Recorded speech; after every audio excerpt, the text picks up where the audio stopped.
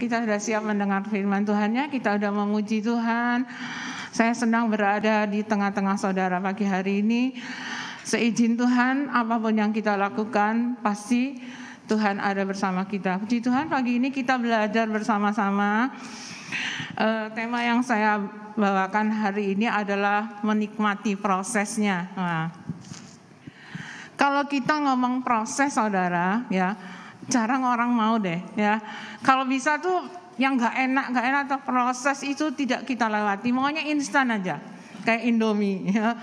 Tinggal rebus langsung dimakan, nggak usah ngirisi bawang dan sebagainya, serba instan sekarang, susu aja bisa instan, ya.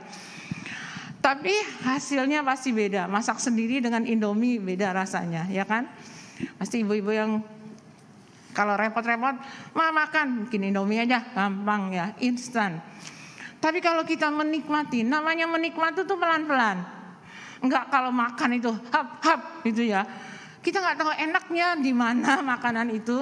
Coba kita makan tuh pelan-pelan, kita rasakan makanan itu, kita akan merasakan nikmatnya makanan tersebutnya. Puji Tuhan. Sekarang kok nikmati proses kok harus dinikmati. Barang enggak, kadang-kadang proses itu kan satu perjalanan yang kurang enak ya. Kok dinikmati itu? Gimana coba ya? Kadang firman Tuhan itu, ikut Tuhan itu kadang di luar logika kita. Sampai Tuhan katakan damai sejahtera Allah itu di luar, melampaui akal sehat kita. Kita lagi susah disuruh damai. Susah sekali ikut Tuhan itu sepertinya seperti itu ya. Tapi coba kalau kita melihat prosesnya, kalau saya akan berikan satu contoh yang sederhana saja. Saudara lihat kupu-kupu enggak? Pernah lihat kupu-kupu ya? Pasti kupu-kupu itu satu binatang yang kecil tapi cantik. Enggak ada kupu-kupu jelek. Pasti cantik ya. Warnanya ada yang gede, ada yang kecil. Sebelum jadi kupu-kupu, coba kita lihat prosesnya. Saya lihat di Google itu ya, dari kepompong asalnya ya, kepompong yang jelek hitam, ya kayak kecil gitu ya. Dalamnya itu ada binatang yang cantik. Coba kalau kita lihat tuh kasihan ya. Begitu sudah selesai masa kepompong itu mau keluar kupu-kupunya ya, kan dia udah mulai uget-uget gitu ya. Terus kita lihat tuh kasihan banget nih kupu-kupu ya. Tak bantu gitu ya. Karena kita udah lihat kupu-kupunya. Tapi prosesnya belum selesai. Kalau dari kepompong mau kupu-kupu itu dia akan keluar sendiri dan dia akan terbang sendiri. Tapi kalau kita bantu dia, kasihan kepompongnya kita sobek krak gitu ya. Kupu-kupunya keluar. Jadi kupu-kupu. Tetap cantik. Tapi coba perhatikan. Kupu-kupu itu gak akan bisa terbang. Uget-uget di situ terus. Kalau gak percaya dicoba ya, cari kepompong, ditaruh di rumah, dibikin eksperimen. Pasti kupu-kupu itu bisa keluar. Tapi gak cantik. Cantiknya tapi tidak bisa terbang, ya kan? Nah, proses itu harus dilewati oleh kupu-kupu itu sebelum dia bisa terbang. Nah, sekarang saya akan tunjukkan dalam firman Tuhan juga seperti itu. Ya, kita nggak bisa instan. Aku mau sukses, aku mau masuk surga. Tapi aku nggak mau lewati prosesnya. Aku mau hidup dengan caraku sendiri. Aku mau hidup dengan di luar jalurnya Tuhan. Yang enak aja kan aku ambil. Tapi jangan catatan harus masuk surga. Enak ya. Kita harus belajar menikmati proses yang Tuhan izinkan. Saya akan tunjukkan banyak sekali dia Alkitab itu tokoh-tokoh yang harus mengalami prosesnya, termasuk Tuhan Yesus sendiri, ya kan? Tuhan Yesus sebelum dia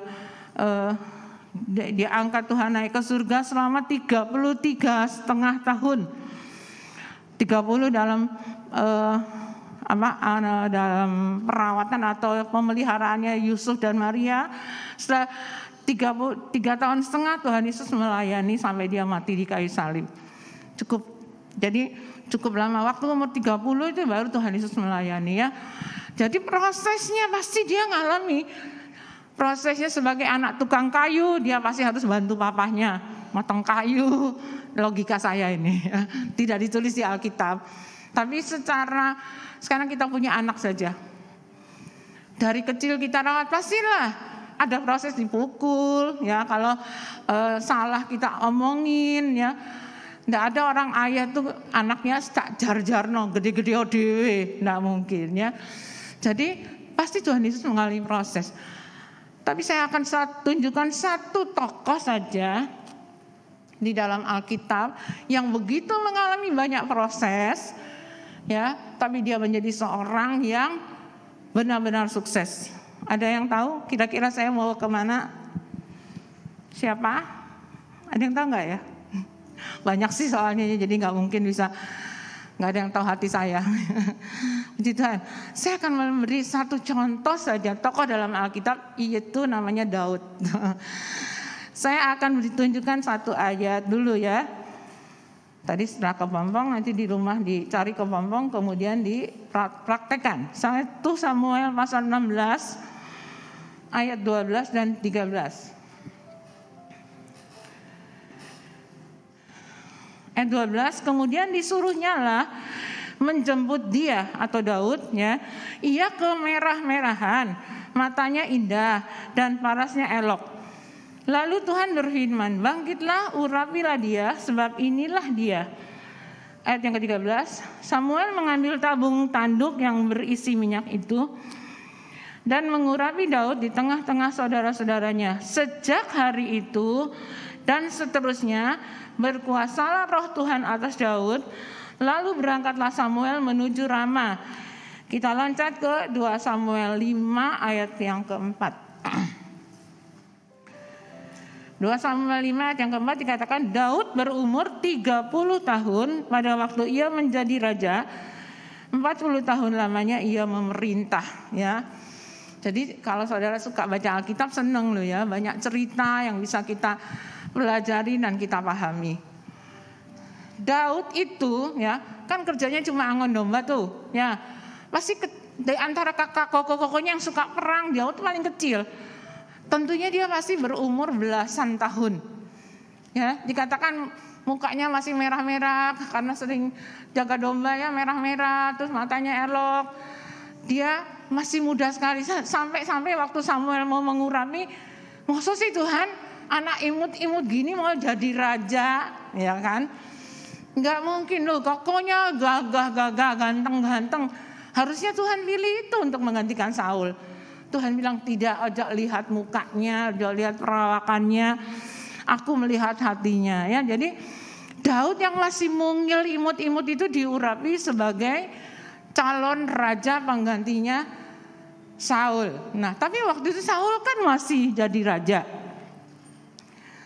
Kemudian pada 2 Samuel tadi katakan itu pada waktu kecil dia udah diurapi jadi raja tuh. Tapi nggak langsung jadi raja kan? Dia diangkat jadi raja Israel itu umur berapa? 30 tahun. Bayangkan. Ya, jadi di dalam 2 Samuel 5 dikatakan pada waktu umur 30 tahun Daud itu baru benar-benar jadi raja atas seluruh Israel, ya kan? Coba bayangkan, 2 Samuel itu ada 31 pasal, ya. Nah, di dalam pasal yang ke-16 tadi itu baru Daud itu dinobatkan atau diurapi menjadi raja. Lewat pasal-pasal sampai 2 Samuel pasal 5, itu jadi berapa puluh pasal itu, ya. Itu tentang bagaimana proses Tuhan terhadap Daud sampai benar-benar Daud siap menjadi raja. Tuhan tahu waktu yang terbaik. Enggak langsung, coba kalau saya mungkin, ya, dinobatkan hari ini jadi calon presiden misalkan. Wah, hati saya sudah mulai sombong lah. Aku kok, ya. Daud tidak. Pada waktu dia sudah diurapi jadi raja, dikatakan sejak saat itu roh Tuhan menyertai Daud. Jadi dalam proses yang sekian panjang, Daud tidak berjalan sendiri. Ada roh Tuhan yang menyertai Daud. Sehingga kalau kita perhatikan apapun yang dikerjakan Daud, selalu berhasil. Bukan karena dia orang yang gagah berani, tidak. Bukan hanya gagah berani, tapi tentunya ada penyertaan Tuhan. Jadi saudara, selama kita hidup dalam jalurnya Tuhan, enggak keluar dari jalurnya, apapun yang terjadi dalam hidup kita, jangan takut. Proses apapun yang Tuhan izinkan ya, yang seizin Tuhan, itu pasti ada penyertaan Tuhan. Jadi kalau ada proses hidup yang sedang kita alami, cari kebaikan Tuhan apa? Apa sih hikmahnya di balik kejadian ini? Apa sih yang harus saya pelajari dari peristiwa yang tidak enak yang saat ini sedang saya alami, gitu ya. Coba saya akan tunjukkan satu persatu dari proses yang dikerjakan Tuhan untuk Daud. Pasti ada ujung-ujungnya. Saya tidak akan membaca semuanya 17 Fatsal. Saya akan ambil, kalau saudara suka menulis, dicatat saja Fatsalnya. Nanti di rumah dibaca. Benar nggak sih ceritanya Cik Neng itu? Ya. Di situ namanya Tuti Mulyati ya. Pak Modi aja yang panggil nama saya Tuti. Yang lain tidak ada ya. Puji Tuhan. Yang pertama itu dalam pasal 17. Waktu Daud disuruh ayahnya mengirim makanan ke kakak-kakaknya, dia dengar orang Filistin yang namanya Goliat itu menghina barisan Israel. Semua bangsa Israel termasuk Raja Saul itu takut sama yang namanya Goliat. Goliat tuh ngomong, kamu tuh kok mau nyerang aku sekian banyak, aku lu cuman sendirian. Ayo keluarkan satu orang dari bangsa Israel supaya aku ngelawan satu lawan satu. Gak usah berombongan, aku satu. Tapi kamu juga harus keluarkan satu. Bayangkan, seluruh Israel aja takut sama Goliat, apalagi satu orang. Bisa bayangkan gak? Pasti takut banget. Waktu saya membaca ini ya, kok Tuhan izinkan Daud waktu itu cuma disuruh antar makanan, atau tiba-tiba dia dengar penghinaannya Goliat, timbullah keberaniannya si Daud ini. Jadi pada waktu Tuhan izinkan ada Goliat yang menghina bangsa Israel, Daud keluar. Aku berani melawan Goliat. Pasti orang bingung deh, termasuk Saul. Kamu tuh saya imut nak. Goliat itu dari dulunya sudah jago perang. Kamu ini kerjaannya cuma nganggon domba, nggak punya keahlian perang. Ya, kasarnya kalau mungkin Saul tuh ngomong, aku raja yang ahli perang nggak berani lawan Goliat. Kok kamu imut begini mau ngelawan Goliat? Dalam proses yang Tuhan izinkan, pertama kali Daud setelah diurapi, Daud menghadapi Goliat yang besar. Pada saat dia menghadapi Goliat, sama Raja Saul dikasih baju perangnya, Raja Saul buka bajunya, dikasihkan semua ke Daud. Daud gak bisa jalan karena dia imut badannya, sedangkan Saul kan tinggi besar. Raja, aku gak bisa jalan, aku biasa aja. Jadi dia cuma pakai tongkat dan batu kali. Sampai Goliat bilang, apakah aku ini anjing tak? Kok lawan orang saupil ini ya. Terus kamu bawa tongkat, apa kamu mau mukul aku? Ya, jadi Goliat yang merasa gagah, semua peralatan perang lengkap. Daud hanya membawa tongkat dan batu kali. Tapi dia katakan, kamu bawa pedang, ya. Tapi aku hanya membawa nama Tuhan. Nama Yesus menara yang kuat ya. Nama Yesus itu dia katakan, aku hanya membawa nama Allah yang akan melawan kamu. Bayangkan. Terus kalau kita baca berikutnya, jadi pada saat Tuhan memproses Daud dihadapkan dengan Goliat yang besar, Daud mengeluarkan kemampuannya untuk melawan Daud dan terbukti Daud menang hanya dengan ketepel. Saudara, saat ini mungkin kita punya Goliat dalam hidup kita. Apa sih yang sedang kita hadapi? Sebesar apapun proses yang sedang kita hadapi, Mungkin sakit gak sembuh-sembuh, kerjaan gak dapat-dapat. Semua orang punya Goliat sendiri-sendiri tuh dalam hidupnya. Jangan pikir orang lain enak aja. Kita kalau orang Jawa bilang sawang sinawang ya. Kita gak usah melihat orang lain. Orang lain kok bahagia ya? Aku kok tidak ya? Sama-sama ikut Tuhan. Sama-sama Pak Gembalanya Pak Modi. Ya, kok beda ya hidup kita? Percayalah, setiap kita ini istimewa di hadapan Tuhan. Enggak ada bedanya. Enggak ada pilih kasih gitu loh Tuhan itu. Jadi saat kita menghadapi Goliat yang sebesar apapun dalam hidup kita, percaya ya, Tuhan akan berikan kemampuan selama Tuhan menyertai hidup kita. Daud tidak begitu saja, dia pagi dan nyembah Tuhan. Coba baca di Mazmur itu. Sebelum matahari terbit dikatakan aku sudah mencari wajah-Mu. Ya, Daud selalu mencari Tuhan sebelum dia melakukan apapun. Mau perang tanya Tuhan. Ya, jadi dalam proses yang pertama dihadapkan dengan Goliat, Daud keluarkan kemampuannya. Nah, dengan cepat ya, kedua yang dicatat ya supaya nanti karena waktunya kan cuma 30 menit, nggak mungkin habis semua. Jadi dicatat dan di rumah dibaca. Pasti senang deh ya. Sekarang dalam pasal 20. Wah, sejak Daud diberkati Tuhan, dia kalau perang menang dan orang-orang mulai memuji Daud lebih hebat dari Saul, timbullah kebencian Saul. Saul bencinya masalah.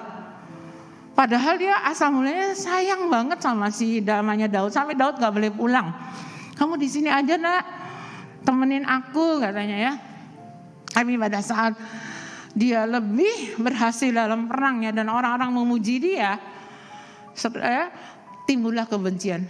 Saudara, pada saat dia benar-benar dibenci oleh Saul, kebaikan apa yang Tuhan terima? Coba saudara perhatikan. Dalam pasal 20 dikatakan, begitu Yonatan anaknya Saul itu melihat Daud, bersatulah mereka. Ya, jadi pada saat dia dibenci oleh ayahnya, saat itulah Daud memiliki seorang sahabat yang sejati. Wah, ini saya terharu banget ya. Jadi dia dibenci oleh ayahnya, tapi dia memiliki jadi tahu mana lawan, mana sahabat. Dalam kondisi kita saat terpuruk, kita bisa melihat di teman yang benar, mana saudara yang baik. Ya, kalau orang kaya itu banyaklah temannya, jangan khawatir. Tapi pada saat kita tidak memiliki apa-apa, kita sedang susah, kita bisa melihat mana yang benar jadi sahabat kita, mana yang tidak. Jadi pada saat Daud benar-benar dibenci oleh Saul, dia bisa melihat dan memiliki seorang sahabat yang begitu mengasihi Daud. Yonatan tuh anaknya Saul, bayangan bapaknya benci, anaknya cinta, bingung tadinya ya. Yonatan tapi dia selalu berpihak kepada Daud, bukan karena dia tidak menghormati ayahnya. Dia katakan Daud tuh lo nggak salah papa, dia tuh selalu membela kita. Kok papa bisa benci kayak gitu loh ya. Nah, jadi dalam posisi kesulitan apapun, saudara akan melihat proses yang Tuhan berikan itu masih akan menunjukkan nek punya sahabat yang sejati itu hati kita senang. Jangan cuma kalau dikasih duit jadi sahabat, tidak dikasih duit tidak ada sahabat, itu tidak. Tapi dalam proses yang terpuruk kita bisa melihat mana teman, mana lawan ya. Dengan cepat. Yang ketiga saat Daud kan dibenci tuh sama Saul, dia lari terus. Kalau aku jadi Daud loh, aku sudah dinobatkan jadi raja. Aku sudah bisa melawan Goliat. Ya, aku bisa memimpin seluruh pasukan Israel perang dan selalu menang. Coba saudara mulai pasal 17 baca sampai pasal 31. Ya, itu bagaimana Tuhan benar-benar menyertai Daud. Nah, akhirnya Daud lari-lari sampailah dia di Gua Adulam, pasal 22 ya. Pada saat dia sampai di Gua Adulam ya, ternyata ada orang-orang di gua itu juga yang datang dalam kesulitan, semua ada yang ditagih utang ya, ada yang sudah mereka kumpul kumpul di Gua Adulam itu sebanyak 400 orang. Nah, dalam kesulitan seperti itu, pada sulit, ya, Daud tetap bisa menjadi berkat. Dia bisa memimpin orang-orang yang sedang susah itu sebanyak 400 orang. Nah, dari pelajaran yang ini yang bisa saya ambil, saat kita mengalami proses dan kita bisa lewati proses itu, kita bisa jadi berkat buat orang-orang yang sedang diproses dengan persoalan yang sama. Jadi jangan, kalau ada makan eta, ya, jadi orang itu harus malah ditunjukkan kesalahannya, tidak. Tapi justru kita menjadi berkat buat orang-orang yang sama-sama sedang mengalami proses dengan kita. Kita punya Tuhan yang sama. Kita punya Tuhan Yesus yang sama-sama mengasihi kita. Ayo kita sama-sama hadapi kesulitan ini. Tuhan yang sedang izinkan proses saya, dan saya akan dimampukan, termasuk saudara juga akan dimampukan. Jadi sama-sama susah tapi tetap bisa jadi berkat, ya.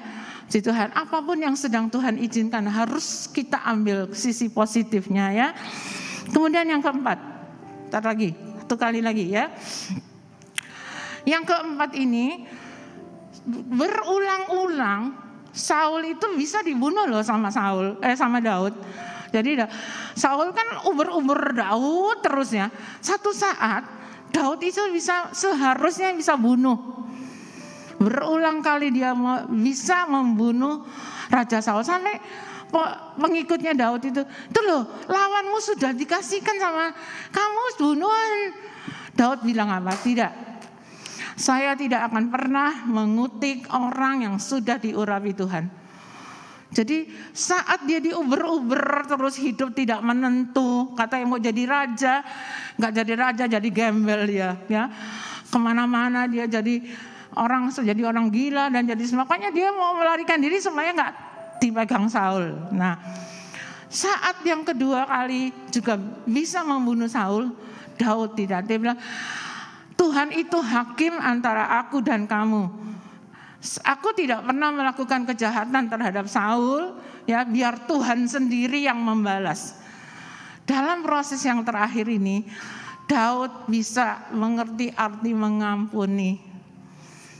Kalau kita sedang disakiti saat ini, bisa enggak kita mengampuni, ya? Memang enggak enak disakiti, dihina, disakiti, ditelantarkan, mungkin keluarga tidak peduli kita, ya. Kita lagi susah, tidak ada seorang pun yang mendekati kita, malah kita diejeknya. Belajar mengampuni. Jangan pernah menyimpan kepahitan dalam hati, karena akan merusak diri kita sendiri. Proses harus kita nikmati, proses harus kita jalani. Kita punya titik akhirnya, itu adalah yang terbaik. Satu ayat yang terakhir, ya, kita akan tanyakan pujian yang ayat dalam Ibrani.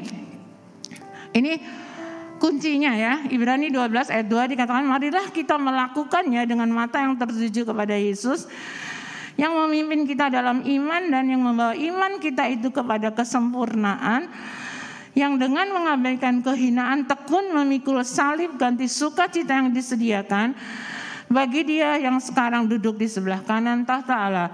Ingatlah selalu akan Dia yang tekun menanggung bantahan yang sehebat itu terhadap dirinya dari pihak orang-orang berdosa, supaya jangan kamu menjadi lemah dan putus asa. Saya undang kita berdiri bersama-sama. Dikatakan bahwa untuk menjalankan proses, untuk kita bisa melewati, mari kita berdiri bersama-sama. Kita bisa melewati proses kalau mata kita tertuju kepada Tuhan Yesus.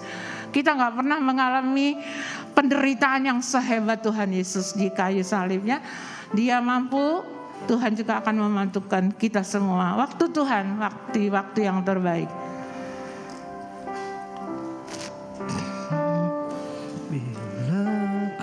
Izinkan sesuatu terjadi.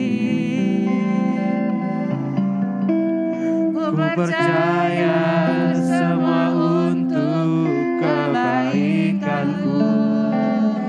Bila nanti telah tiba waktunya, ku percaya padamu.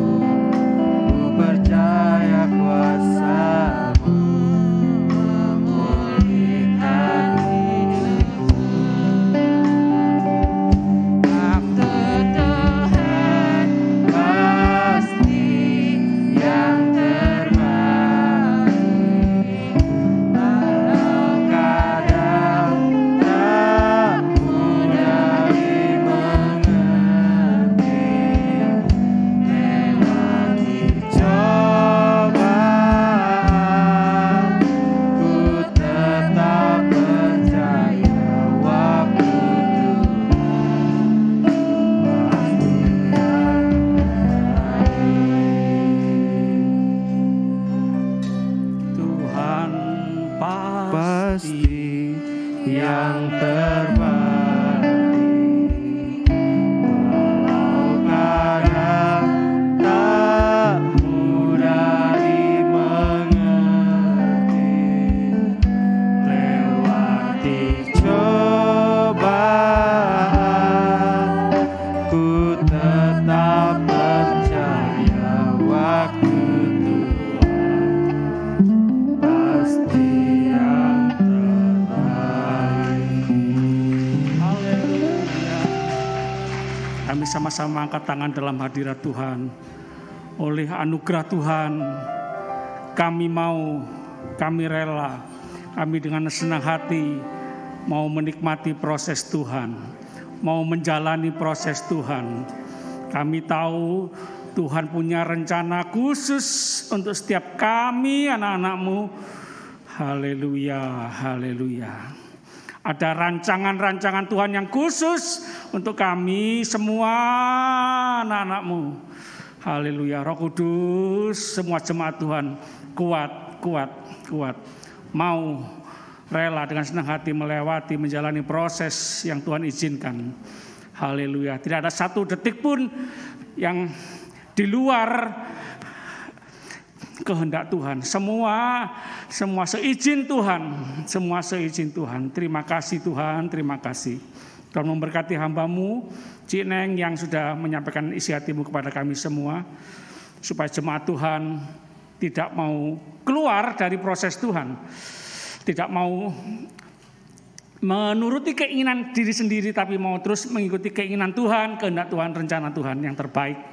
Yang terbaik, selalu rencana Tuhan yang terbaik untuk kami. Tuhan punya waktu khusus untuk kami. Haleluya. Terima kasih Tuhan. Terima kasih. Ada waktu khusus Tuhan mengangkat kami semua anak-Mu Tuhan. Haleluya. Segala puji, hormat, kemuliaan hanya bagi Tuhan. Oh haleluya. Jemaat Tuhan, pulanglah dengan terus menikmati semua yang terbaik dari Tuhan. Perlindungan penyertaan Tuhan yang sempurna. Anugerah Tuhan melimpah seumur hidup kita semua. Oh haleluya, haleluya, haleluya. Haleluya, kemuliaan Tuhan turun, kemuliaan Tuhan turun. Lawatan Tuhan dahsyat terjadi. Tuhan, terima kasih. Pertobatan yang besar melanda kota kami, negeri kami. Haleluya. Roh takut akan Tuhan ada pada para pemimpin kami, dari presiden sampai semua seluruh masyarakat Indonesia. Haleluya. Roh takut akan Tuhan, roh takut akan Tuhan. Terima kasih Tuhan, terima kasih. Haleluya. Kami berdoa, bersyukur, percaya demi nama Bapa, Putra, Roh Kudus, Allah yang esa, yang kami panggil dalam nama Tuhan Yesus Kristus, Tuhan dan Juru Selamat kami yang hidup, yang punya kuasa surga dan bumi. Oh haleluya, semua yang percaya sama-sama katakan amin, amin. Tuhan Yesus memberkati. Selamat hari Minggu.